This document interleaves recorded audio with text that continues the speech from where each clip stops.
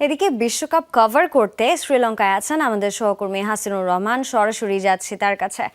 Hasinur, super এইটের match আজকে থেকে শুরু। পাকিস্তান এবং নিউজিল্যান্ডের মধ্যকার ম্যাচ দিয়েই এই সুপার এইটটা শুরু হওয়ার কথা ছিল, যদিও টস হয়েছে এবং টস জিতে পাকিস্তান ব্যাটিং এর সিদ্ধান্ত নিয়েছে। এরপরেই শুরু হয়েছে বৃষ্টি। বৃষ্টি কমার কি কোনো সম্ভাবনা রয়েছে? হাসিনুর, কেমন দেখছেন সেখানকার আবহাওয়া? এখন পর্যন্ত যেভাবে বৃষ্টি হচ্ছে, গত 1 ঘন্টা যাবত অলমোস্ট এভাবে বৃষ্টি হচ্ছে। আসলে ক্যাটস অ্যান্ড ডগস যাকে বলে, খুব প্রবল বৃষ্টি হচ্ছে সেটাও বলার সুযোগ নেই, কিন্তু একটা মাঝারি মাত্রার বৃষ্টি হচ্ছে টানা।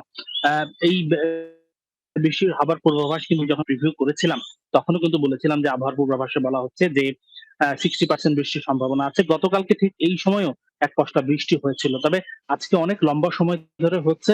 এখন কলম্বো স্টেডিয়ামে আমাদের যেটা জানানো হয়েছে, এখানকার ড্রেনেজ সিস্টেম খুব, বৃষ্টি থেমে গেলে 30 থেকে 45 মিনিটের মধ্যে খেলা শুরু করা সম্ভব। যেহেতু পুরা স্টেডিয়ামটাকে একেবারে ঢেকে রাখা হয়েছে, কিন্তু কতক্ষণে থামবে এখন পর্যন্ত যেভাবে বৃষ্টি হচ্ছে, তাতে আসলে বৃষ্টি কমার লক্ষণ বোঝা যাচ্ছে না। এখন দেখা যাক এই ম্যাচটা পয়েন্ট ভাগাভাগি হয় নাকি। ক্রিকেটের যেটা নিয়ম আছে, সর্বোচ্চ সর্বনিম্ন 5 ওভার পর্যন্ত খেলা হওয়ার স্লট থাকে, যে দুই দল 5-5 যদি 10 ওভার খেলা হতে পারে, সেই পর্যন্ত অপেক্ষা করার একটা টাইম লিমিট আছে।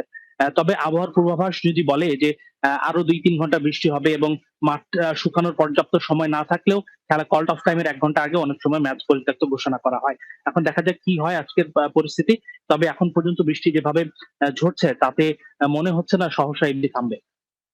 একদমই তাই। হাসিনুর, অনেক ধন্যবাদ আমাদের সঙ্গে যুক্ত হওয়ার জন্য। নিশ্চয়ই পরবর্তীতে আপনার কাছ থেকে আরো অনেক আপডেট পাবো আমরা।